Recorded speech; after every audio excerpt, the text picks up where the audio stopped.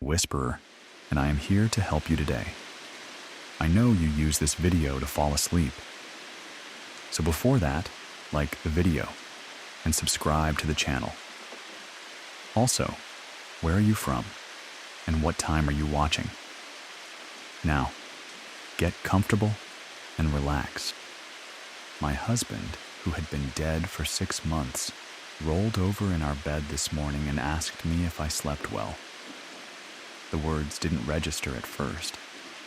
They were a smooth stone dropped into the deep, still well of my morning consciousness, sinking slowly before they struck the bottom. My eyes were still closed, sealed with the grit of a restless night. The mattress dipped beside me, a familiar weight, the one I had spent the last 183 nights trying to forget. His scent, that impossible mix of worn cotton, cedar, and the faint metallic tang of his skin, filled my lungs. It was the scent I chased in his old shirts, the ghost I tried to summon by burying my face in his side of the pillow, a scent that had been fading, thinning, becoming more memory than reality. But now, it was here. It was real. Alara? His voice, a low, gentle rumble. The sound vibrated through the mattress, up through my bones. It was Liam's voice. Not a recording, not a dream's echo, but the living, breathing sound of him. My heart, a sleeping bird in my chest, jolted awake and began to beat against my ribs like a trapped thing. I kept my eyes shut. If I don't see him, he isn't here. If I don't look, it's just a dream. The most vivid, cruelest dream I've ever had. Bad dream, he murmured, and I felt the warmth of his hand hover just above my shoulder, a hesitant heat. You were quiet all night. The last time he'd been in this bed, he hadn't been quiet. His breathing had been a ragged, shallow thing, a fight for every scrap of air until there was none left. The silence that followed had been the loudest sound I had ever heard. It had filled this room, this house, this life. It was a solid, pressing thing, that silence. And this voice, this breathing, was its antithesis, an impossibility. Slowly, deliberately, I opened my eyes. The morning light was soft, filtering through the linen curtains in dusty, pale gold shafts. And he was there. Liam. His back was to me. The familiar landscape of his shoulders and the dark tousled hair at the nape of his neck, exactly as they should be. The mole just below his left shoulder blade, the one I used to trace with my fingertip, was there. He was wearing his old gray t-shirt, the one with the tiny hole near the collar. Everything was correct. Every detail was a perfect, piercing note in a song I thought I'd never hear again. My breath hitched. A sob tried to claw its way up my throat, but fear held it down. A cold hand clamped over my mouth. This was a violation. My grief was a sacred private space, a desolate kingdom I had learned to rule. This felt like an invasion, a mockery. He rolled over to face me, and my carefully constructed world shattered. His eyes were open. Liam's eyes, the color of moss after rain, flecked with amber. They looked at me with a calm, easy affection that had been his signature. But there was something missing. A depth. A history. It was like looking at a stunningly realistic photograph of my husband's eyes, but not the eyes themselves. "Hey," he said, his smile gentle. "You're looking at me like you've seen a ghost." The words hung in the air, thick and heavy.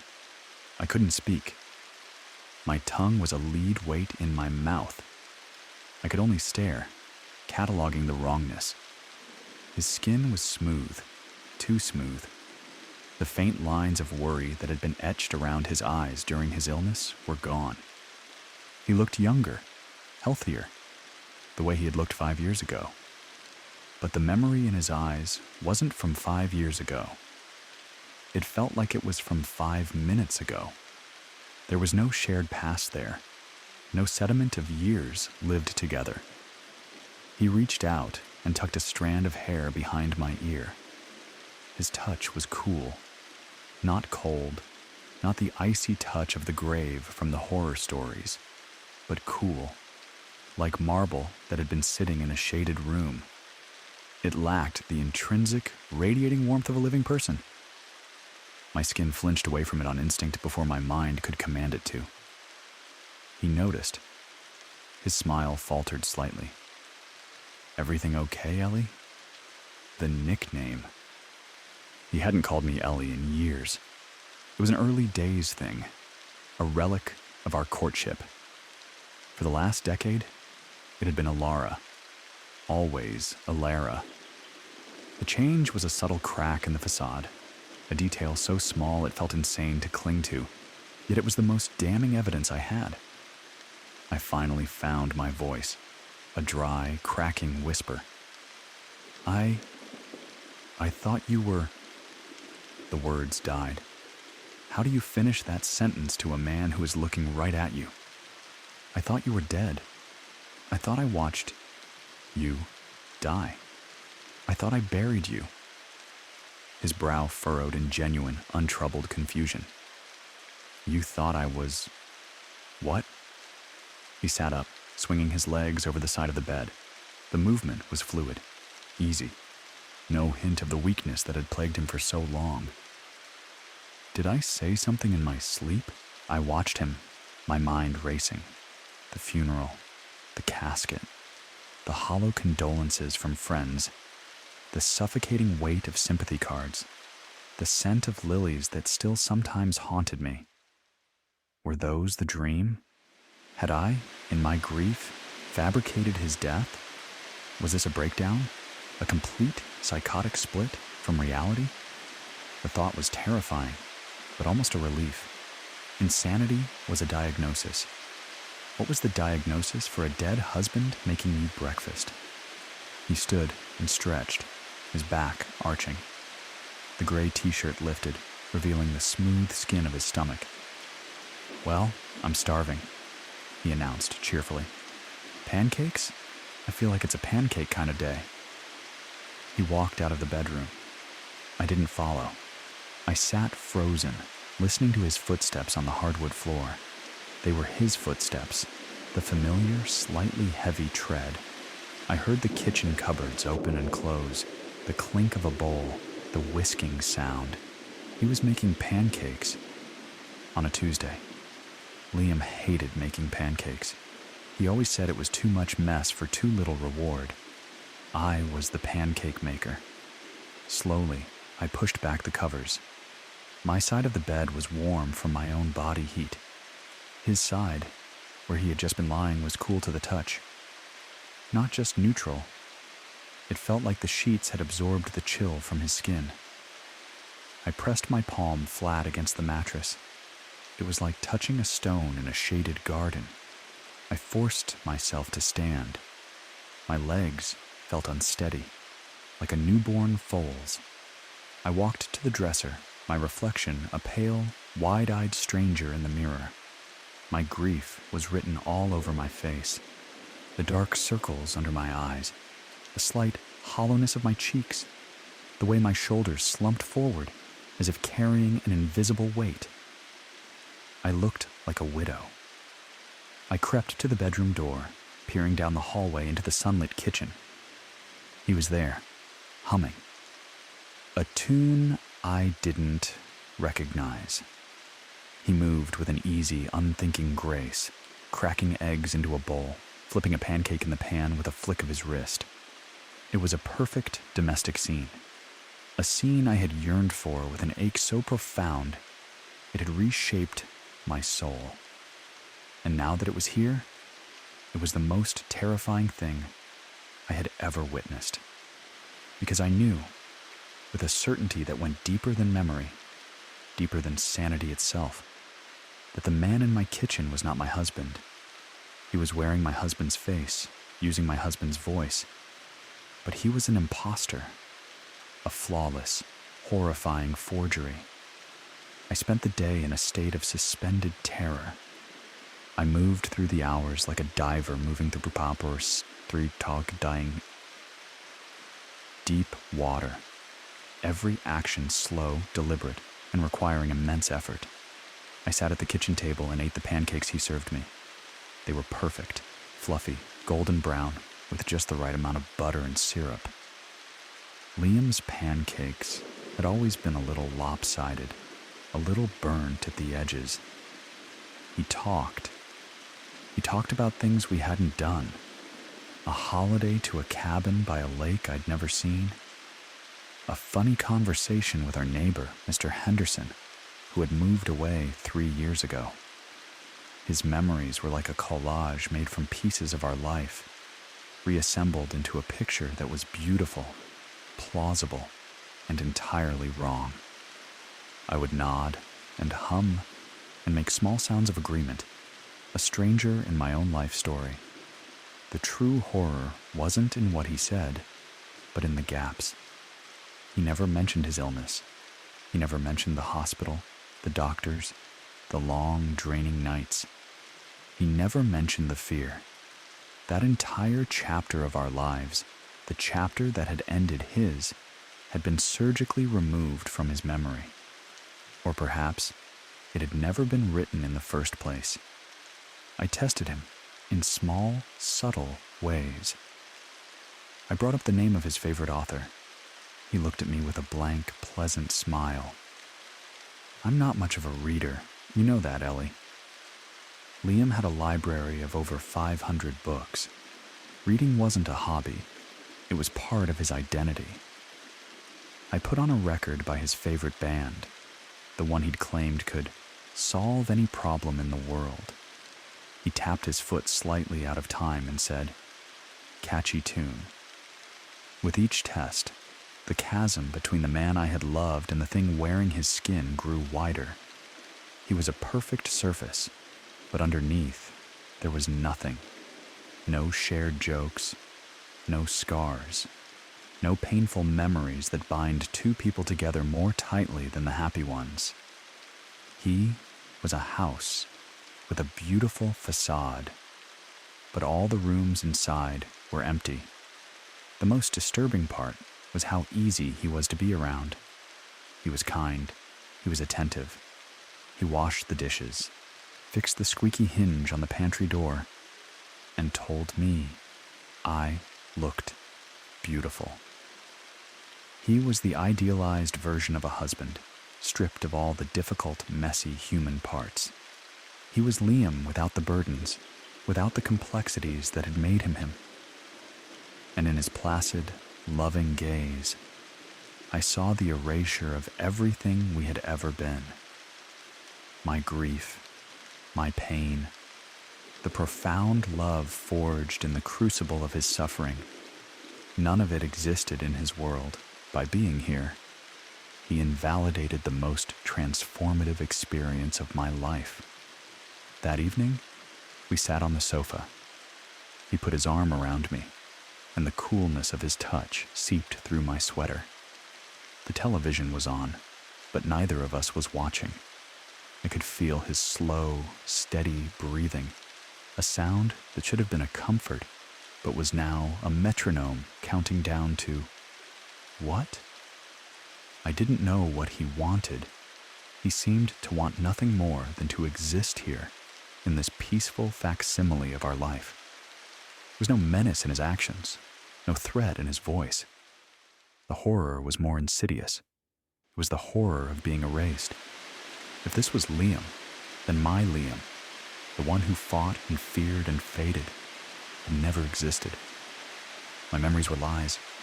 My pain was a fantasy. He turned to me, his moss-green eyes searching my face. "You've been so quiet today," he said softly. "Is something on your mind?" My heart hammered against my ribs. Here it was. The moment to confront it, to scream, to demand, to ask, "What are you? Where did you come from? Where is my husband?" But the words wouldn't come. Because what if he had an answer? What if he told me he was my husband, and his calm, unwavering certainty finally shattered my own? What if he convinced me that I was the one who was wrong, that my grief had been a long, terrible nightmare from which I had finally woken up? The thought of my reality dissolving under his placid gaze was more terrifying than his presence. So I shook my head. "No," I whispered, "just tired." His smile was gentle, understanding. "Let's go to bed then." And so I found myself back where it all began, lying in our bed. The space between us charged with a silent, unspoken dread. He fell asleep almost instantly, his breathing deep and even. I lay awake, staring at the ceiling, listening to the sounds of the house, the creak of the floorboards settling, the hum of the refrigerator, the whisper of the wind outside. Normal sounds, but they weren't normal. They were the backdrop to an impossible scene. I was sharing a bed with a ghost who didn't know he was dead. Or worse, a creature that had stolen his form and was now living his life, patiently and kindly, waiting for me to accept it. I thought about leaving. I could pack a bag, get in the car, and drive until the sun came up. But where would I go? Who would I tell? My dead husband came back, but he's wrong. They would lock me away, and a part of me, a small, treacherous, lonely part, didn't want to leave. The grief had been a vast, empty ocean, and he was a shore, a strange, cold, unfamiliar shore, but a shore nonetheless. I turned my head on the pillow and looked at him. In the dim light from the moon filtering through the window, his face was peaceful, beautiful, the face I had fallen in love with, the face I had watched grow pale and thin, the face I had kissed goodbye in a cold, sterile room. It was all of those faces, and none of them. He stirred, his eyelids fluttering. Without opening his eyes, he murmured my name. Alara, not Ellie. Alara.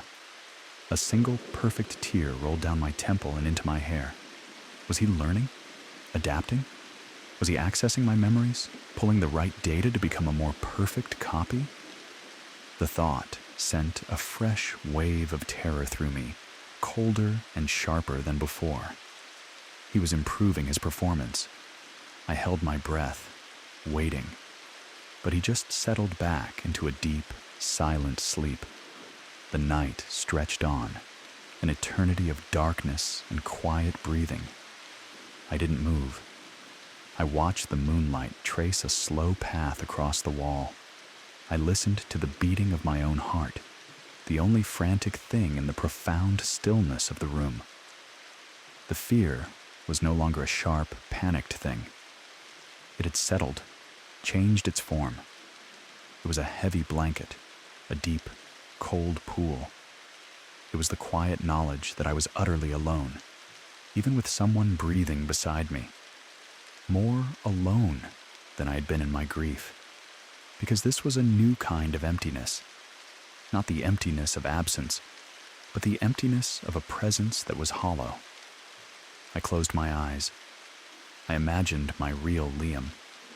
I summoned the memory of his warmth, the specific way he would hold my hand, the sound of his real laugh. I held on to those memories like precious jewels, guarding them against the placid perfection of the man sleeping next to me. The first rays of dawn began to lighten the edges of the curtains. Another day was beginning. A day I would have to live with him. I would get up. I would drink the coffee he would make. I would listen to his pleasant, empty chatter. I would survive. My fear was no longer a storm.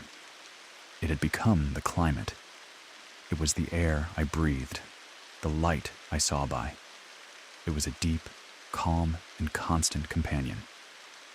I turned on my side, facing him, my eyes tracing the lines of his familiar, alien face in the growing light.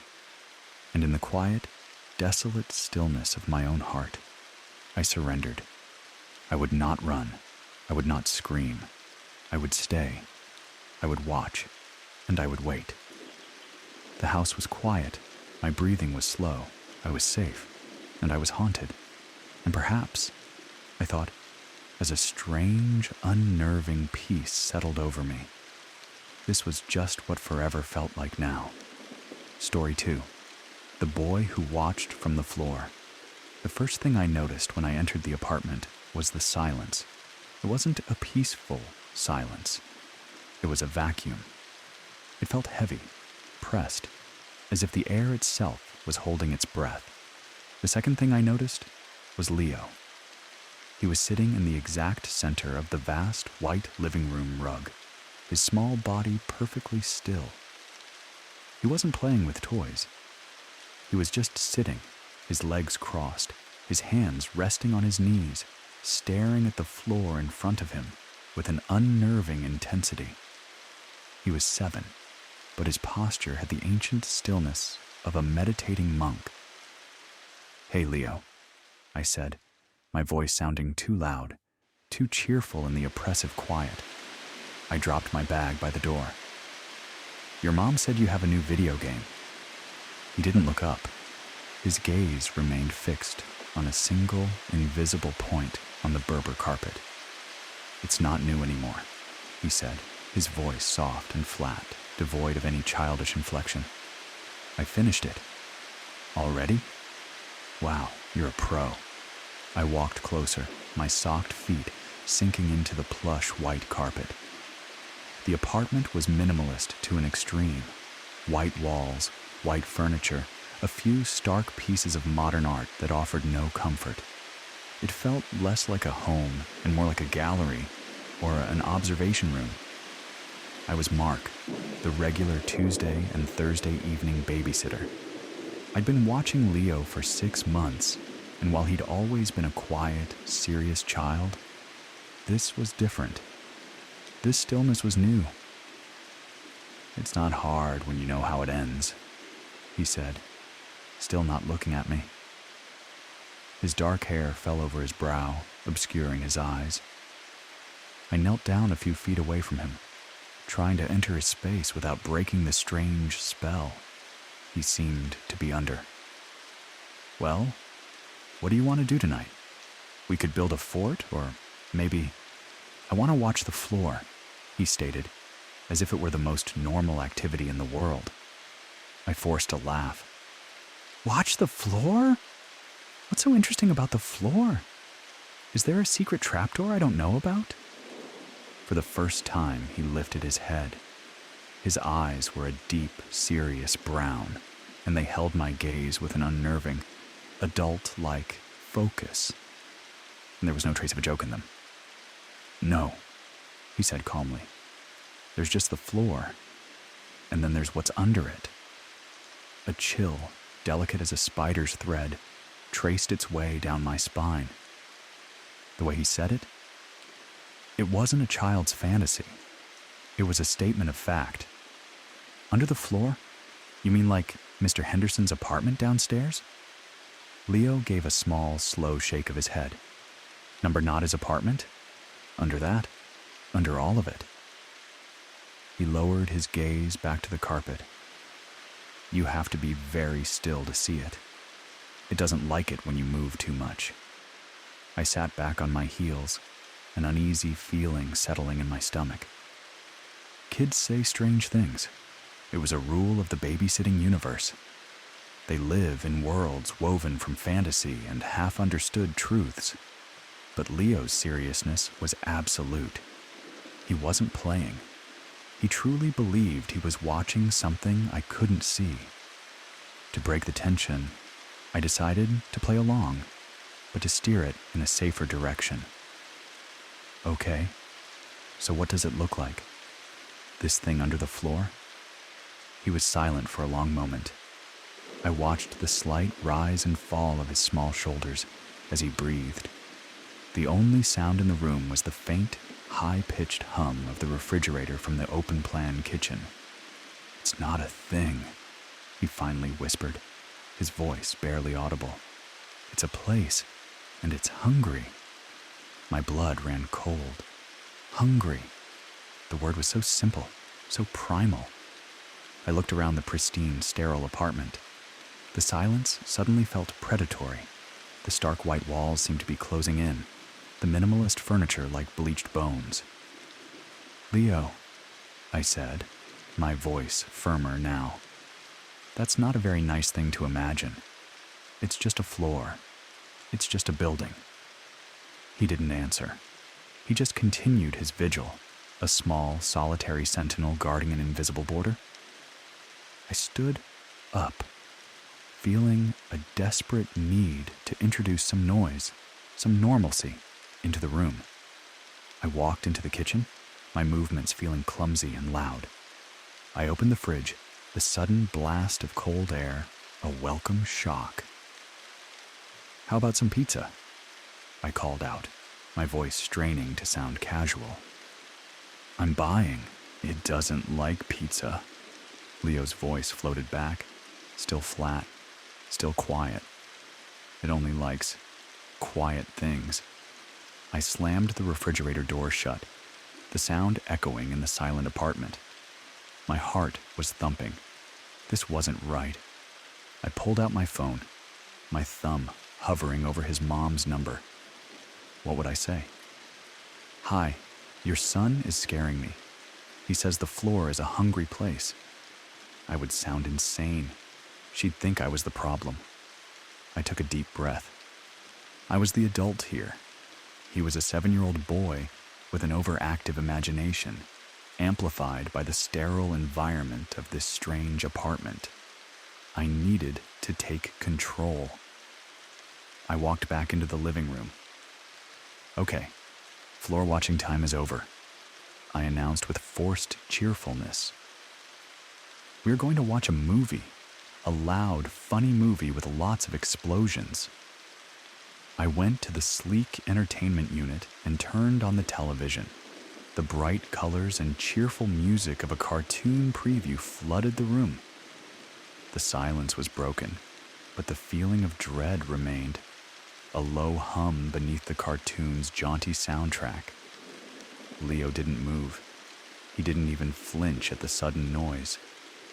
He just sat there, his small form, a study in absolute stillness, his attention completely captivated by the patch of white carpet in front of him. It was as if the television, the room, and I myself had all ceased to exist for him. I let out a shaky sigh and sat on the couch, my eyes flicking between the vibrant screen and the motionless boy. The juxtaposition was deeply unsettling. The cartoon characters screamed and laughed and ran, a whirlwind of chaotic energy. And in the center of the room, Leo sat, a black hole of silence, drawing all the energy and light into himself. An hour passed. The movie played on, a meaningless stream of color and sound. I couldn't focus on it. My attention was entirely on Leo. He hadn't moved a muscle, not once. He hadn't fidgeted or scratched his nose or shifted his weight. The level of physical control was unnatural for a child, for anyone. My unease began to curdle into genuine fear. I started to notice things. The way the shadows in the room seemed to pool around him, as if the light from the television couldn't quite reach him. The way the air felt colder in his vicinity. I got up and walked over, pretending to be stretching. As I passed by him, a wave of cold washed over me, a distinct cellar-like chill that had no source.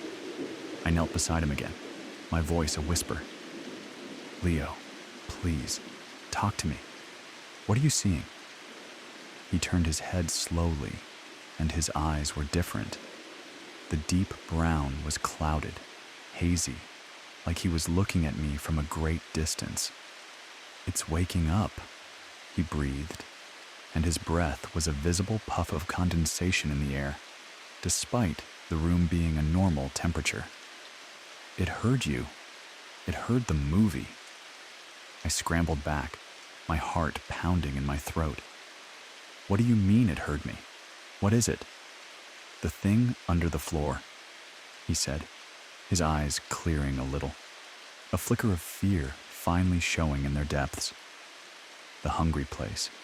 It's listening. And then I heard it.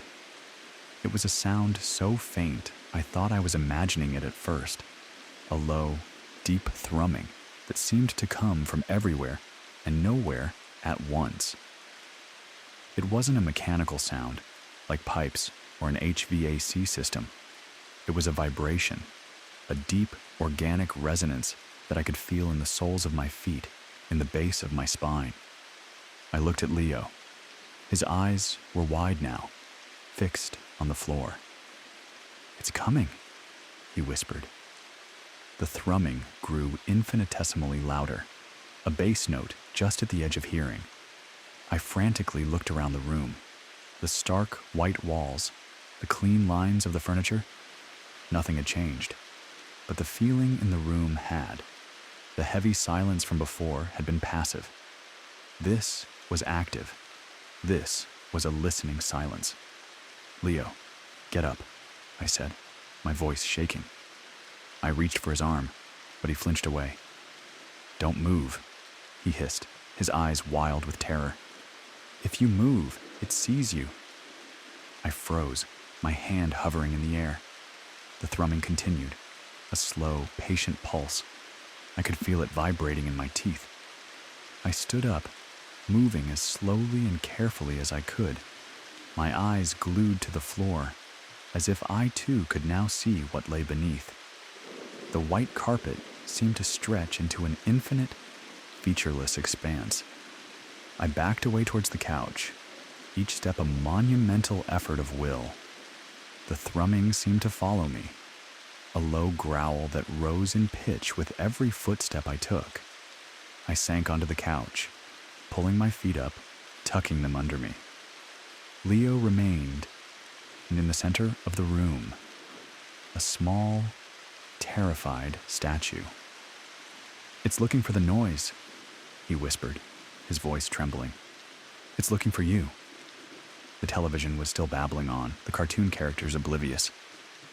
But the sound felt thin now.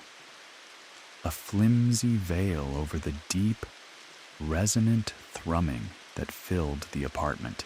I wanted to turn it off, to return to the silence, but I was too afraid to move, too afraid to draw attention to myself. We stayed like that for what felt like hours. Me, huddled on the couch, my muscles screaming in protest from the tension. Leo, sitting stock still on the floor, his small face pale with terror. The thrumming continued its deep, rhythmic pulse, a heartbeat in the bones of the building. My mind raced, trying to find a rational explanation. An earthquake? No. The thrumming was too steady, too localized. A subway line? This was the 40th floor, an industrial machine in a nearby building. It didn't feel mechanical. It felt alive. I started to see things in the periphery of my vision. A flicker of movement in the corner of the room. A shadow that seemed to detach from the wall and then melt back into it. The stark white of the rug seemed to ripple, to breathe. I knew it was my fear, my mind playing tricks on me. But the knowledge didn't help.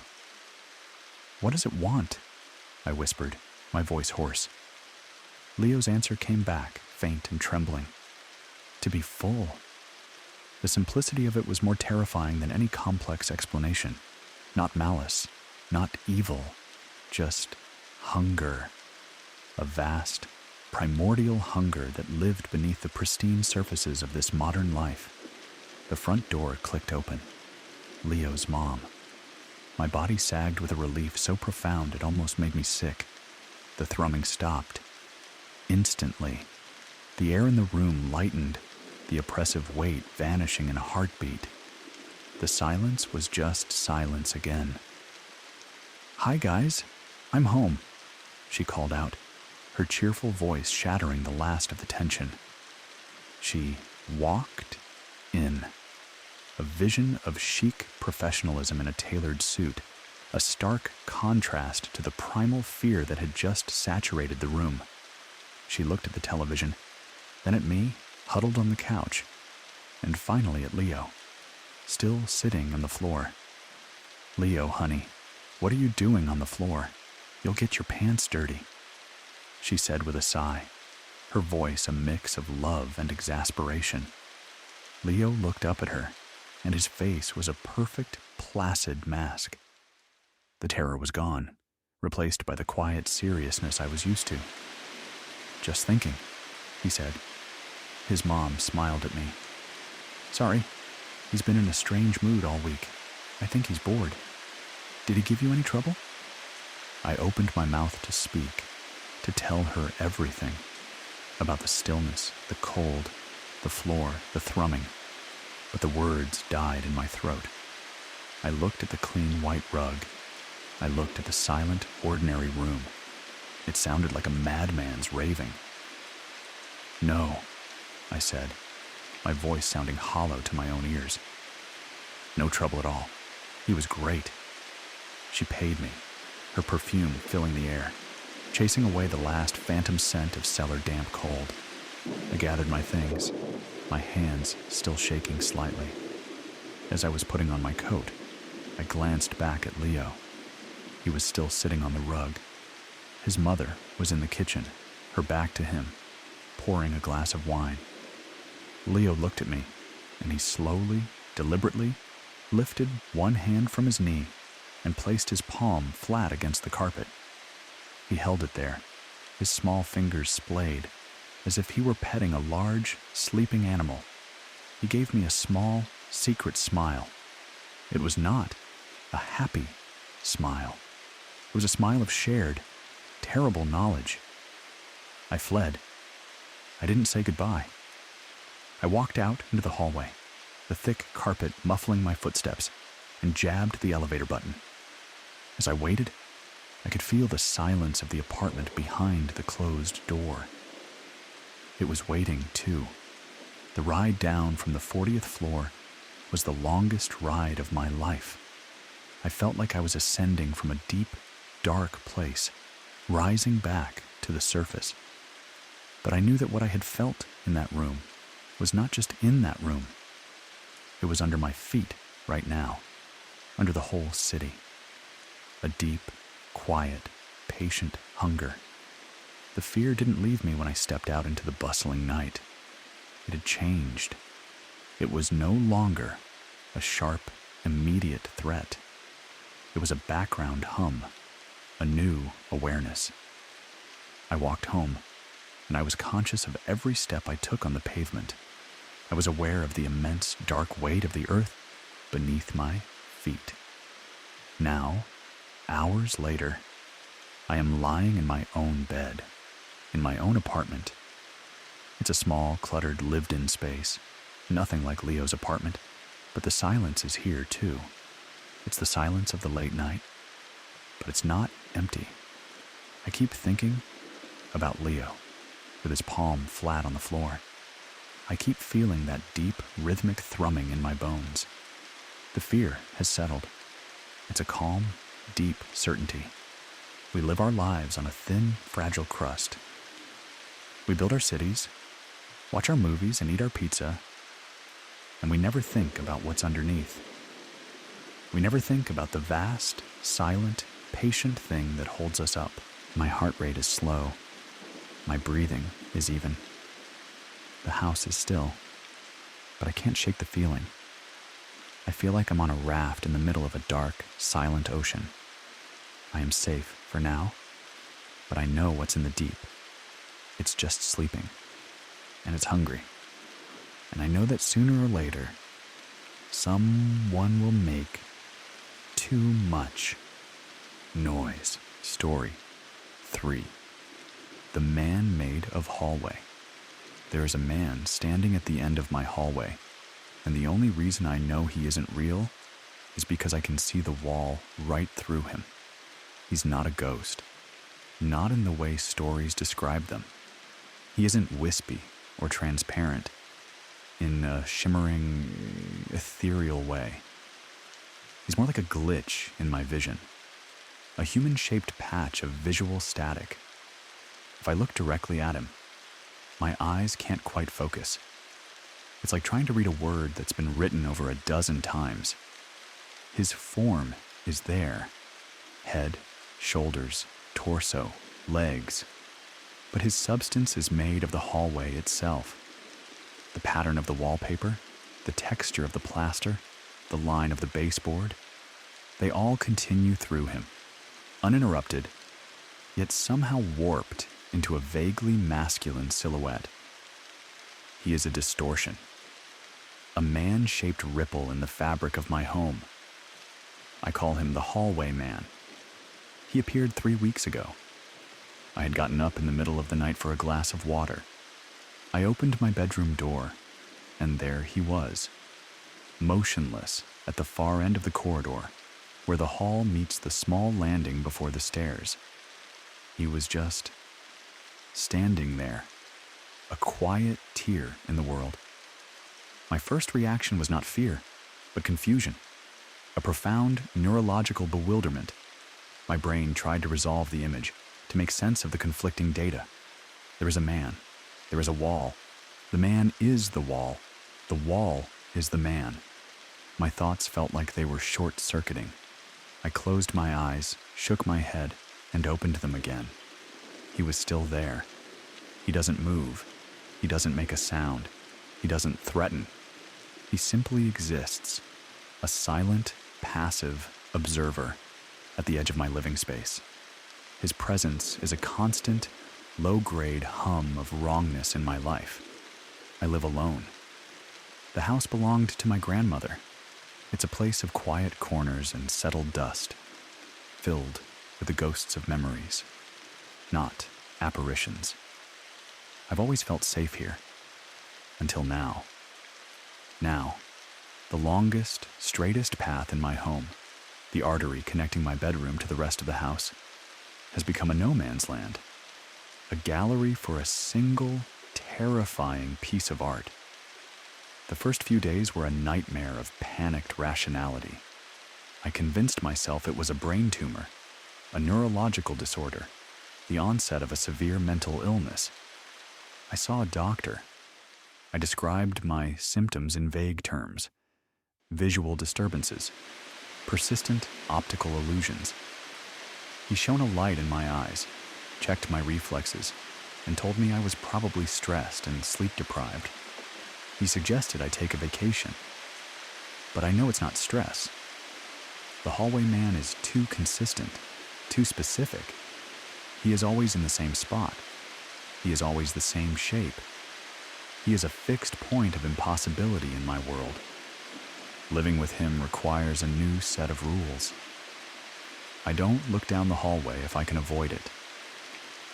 When I leave my bedroom, I fix my gaze on the floor, count the floorboards, and turn into the living room or bathroom without looking up.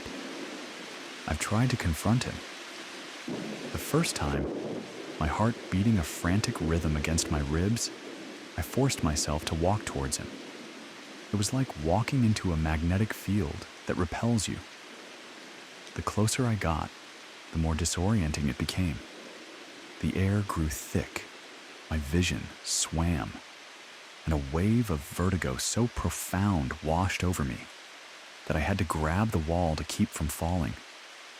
The hallway man himself seemed to vibrate, to lose cohesion, the patterns of the wall swirling within his form, like smoke. I got to within 10 feet of him before I retched, a dry, body-racking heave, and stumbled back to my room, defeated. He does not want to be approached. The horror of the hallway man is not in what he does, but in what he represents. He is a crack in the foundation of my reality. We rely on a set of unspoken rules to navigate the world. Walls are solid, people are not made of wallpaper. What we see is what is there. He violates all of these rules simply by existing. His passive presence erodes my sanity more effectively than any monster ever could. He is there when I wake up, a dark, distorted shape in the pre-dawn gloom. He is there when I come home from work, a silent, welcoming committee of one. He is there when I get up at night, a sentinel guarding nothing. My life has shrunk, its borders defined by the need to avoid that corridor. I spend most of my time in my bedroom, or the small study attached to it. The rest of my house, the kitchen, the living room, the front door, feels miles away, on the other side of an impassable mountain range. I've started to study him from the relative safety of my bedroom doorway. I'll sit on the floor, my back against the door jamb, and just watch him. I've noticed subtleties. He's not entirely static. The fabric of him, the wallpaper and wood grain, seems to shift and flow like a slow-motion video of water. It's a hypnotic, nauseating effect. Sometimes I talk to him. I'll whisper into the quiet house, my voice sounding small and thin. "What are you? What do you want?" He never responds. He just stands there, a silent testament to the impossible. The house absorbs my questions, and the silence that answers is his silence, deep, profound, and absolute. My isolation has become profound. How can I invite anyone here? How could I explain the reason I can't leave my bedroom door open? Sorry. There's a man made of hallway standing out there. Don't mind him. I've stopped answering my phone. I call in sick to work. The house, once my sanctuary, has become my prison, and he is the warden. A warden who doesn't need locks or bars, just his unwavering, silent presence. Last night, something changed. I was sitting in my usual spot, watching him. The house was dark, save for the dim glow of a street lamp filtering through a distant window. I was tired, my eyes gritty from lack of sleep. I wasn't really focusing, just staring into the gloom, and I realized I could hear something. It was a sound so subtle, it was almost not a sound at all. It was the whisper of dust motes settling, the creak of wood contracting in the cool night air, the faint hum of the electrical wiring in the walls, the house's secret symphony. But I was hearing it through him. It was as if his form, the distortion he created, was a strange kind of amplifier for the imperceptible sounds of the house, the sounds of stillness, the sounds of emptiness. I focused, holding my breath, and leaned forward. The sounds became clearer. I could hear the slow drip of a faucet in the downstairs bathroom, the rustle of a leaf skittering across the roof.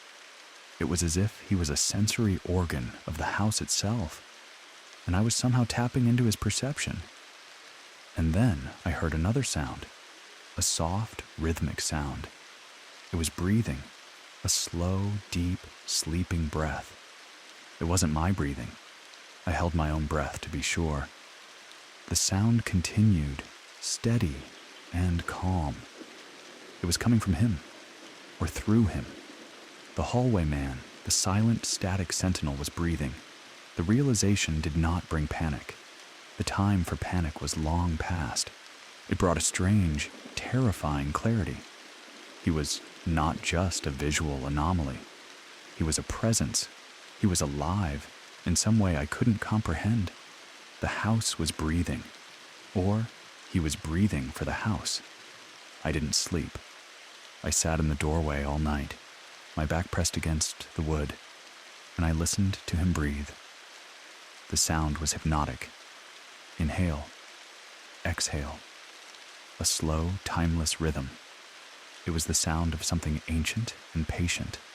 It was not the breath of a man or an animal. It was the breath of a place, of walls and wood and dust and memory. The fear I felt began to transform.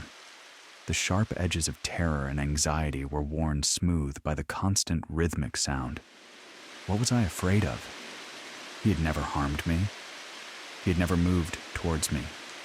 He had only ever stood and watched and, as I now knew, breathed. He was a part of the house. He was as much a part of it as the creaking stairs or the dusty attic. He had been here long before me, and he would be here long after I was gone. I was the intruder. I was the temporary guest in his silent, breathing domain. As dawn approached, casting a gray, watery light into the corridor, I felt a shift within myself. The frantic need to escape, to explain, to fix the situation was gone.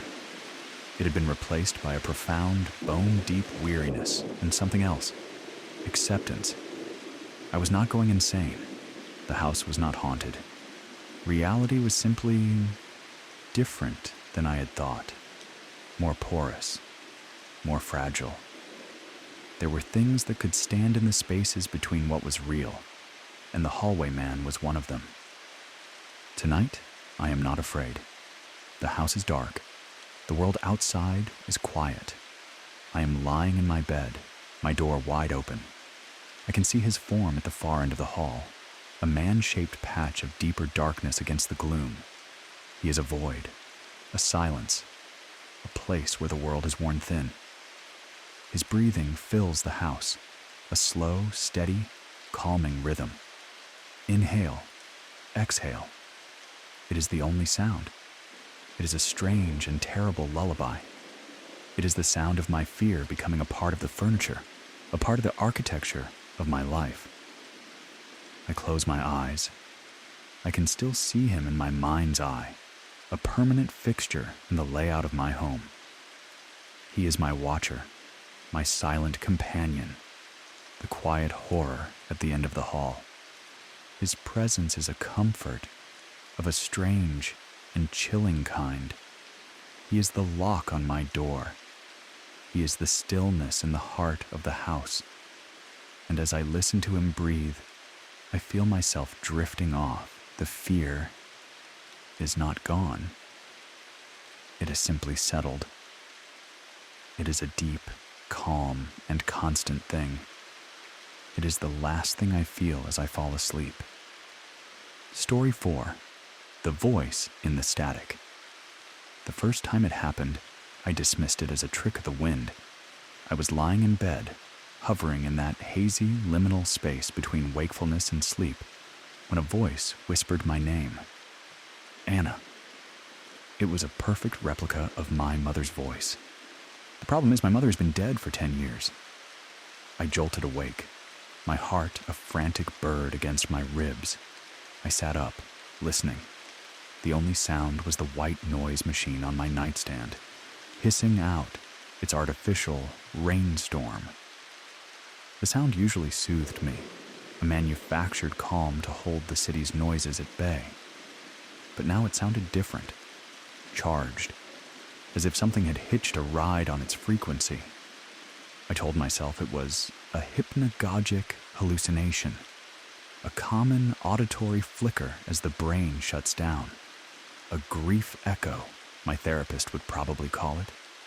I took a sip of water, forced my heart to slow, and lay back down, pulling the covers up to my chin. I sank back into the comforting, featureless rush of the static. And then it came again. Anna, are you cold? This time, there was no mistaking it. It wasn't a memory. It wasn't the wind. The voice was clear, intimate, and woven directly into the fabric of the white noise. It was my mother's voice, her exact timbre, her unique blend of concern and gentle chiding. But it was coming from the small plastic speaker beside my bed. I scrambled out of bed, my feet tangling in the sheets, and stared at the machine as if it were a venomous snake. It was a simple, round device with a few buttons and a small speaker grill.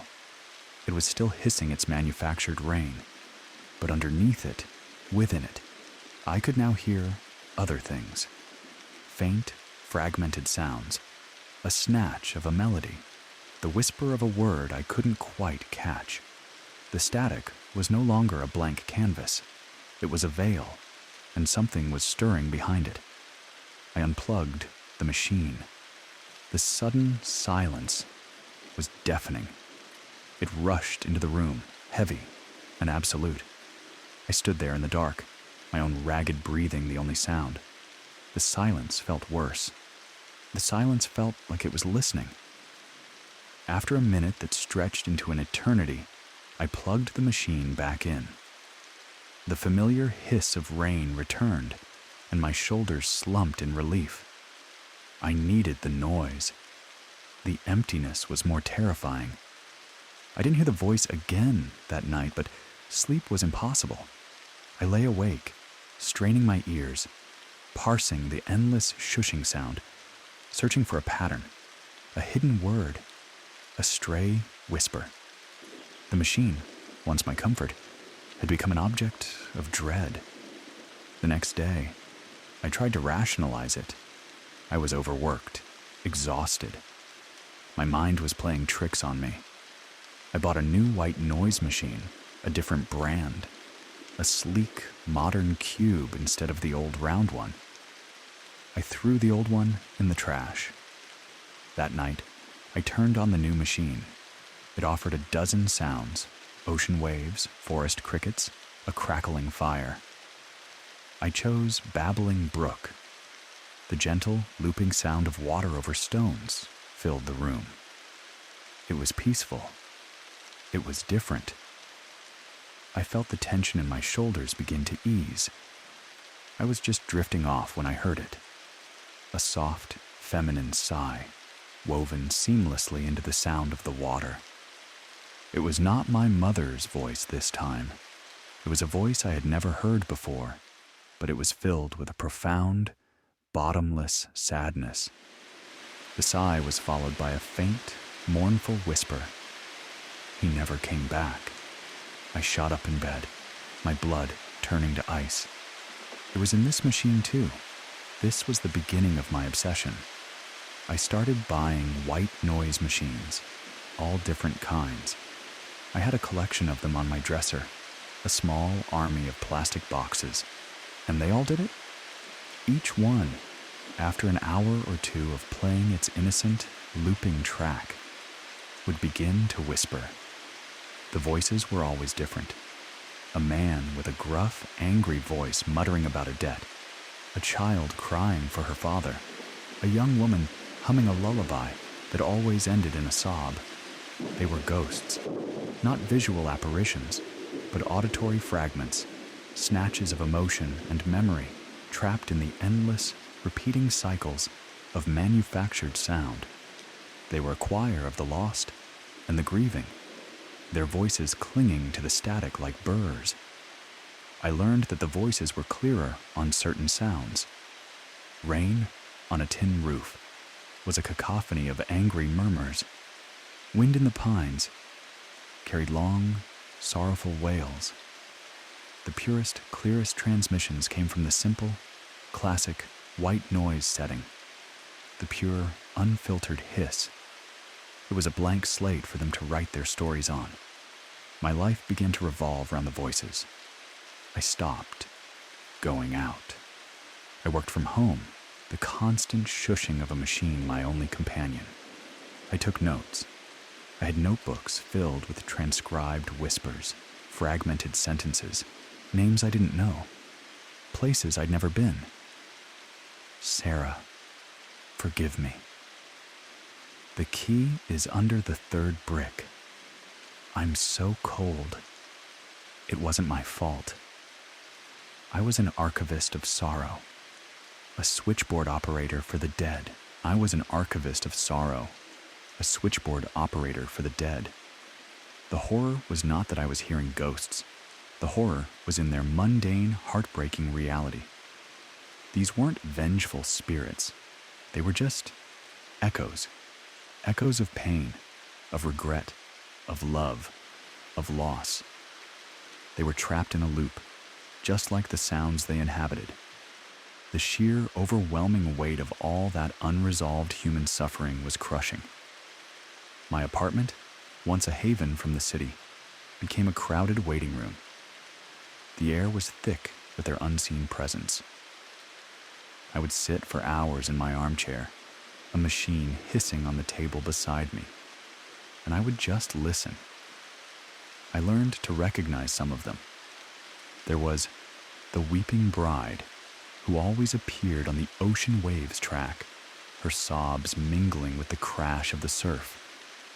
There was the angry man, who favored the thunderstorm setting, his curses lost in the rumble of the digital thunder. And there was one voice that began to appear more and more often. It was a man's voice, calm and rational, but with an undercurrent of desperate urgency. He never said much, just a few words, always the same, woven into the purest white noise. "Can you hear me?" The first time I heard him, it felt different. The other voices were lost in their own loops, their own memories. They were broadcasts, sent out into the void with no expectation of a reply. But this voice was asking a question. It was looking for a connection. "Can you hear me?" he would ask, his voice a clean, sharp signal in the sea of static. I found myself waiting for him. I would cycle through the machines, listening to the cacophony of grief, until I found the right frequency, the right hiss, and he would come through. One night, emboldened by loneliness and a glass of wine, I answered him. He asked his question, his voice clear and close. "Can you hear me?" I leaned in close to the speaker, my heart pounding. "Yes," I whispered, my voice trembling. "I can hear you." The static changed. The other, fainter whispers fell silent. The hiss of the machine intensified, growing louder, sharper, and then his voice came back, no longer a question, but a statement of terrifying triumph. "Good." That was all, just that one word. The line went dead. The usual chorus of faint, sad whispers slowly faded back in, but his voice was gone. A cold, dreadful silence settled where he had been. I had made a terrible mistake. I had answered. I had opened a door. The other voices were passive echoes. He was not. He was active. He was aware. And now, he knew I was aware too. The following nights were torture. The machines were silent. The voices were gone. All of them.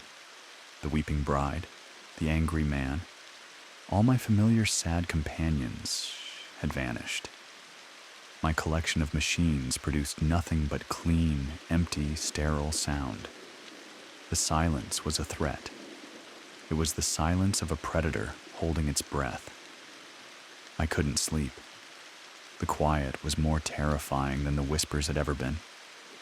I craved the sound of them, the familiar litany of sorrow. At least it was a known quantity. This new silence was a void, and I knew with a certainty that chilled me to the bone that he was in it, listening, waiting. After 3 nights of this agonizing quiet, I broke. I took every white noise machine and threw them out. I filled my apartment with real noise. I left the television on, played music from my laptop, opened the windows to let the sounds of the city in. I needed to drown the silence, but it didn't work. I could feel his listening presence underneath it all, a focused, intelligent attention. He wasn't in the static anymore. He was in my apartment. He'd crossed over somehow when I answered him. I don't see him. I don't feel a cold spot, but I know he's here. I know it, in the way the shadows in the corner of my eyes seem to twitch. I know it in the way my own reflection in a dark window sometimes seems to be looking at something just behind my shoulder. I know it in the way the air feels heavy, charged with unspoken intention. Tonight, I am lying in my bed. There is no music, no television, no white noise. There is only the quiet of my apartment and the distant muffled sounds of the city below. The fear is no longer a sharp, panicked thing. It's a settled reality. It's the quiet knowledge that I'm not alone. I will never be alone again. He has not spoken since that night. He doesn't need to. His presence is a conversation in itself. It says, I am here. I am watching. I am waiting.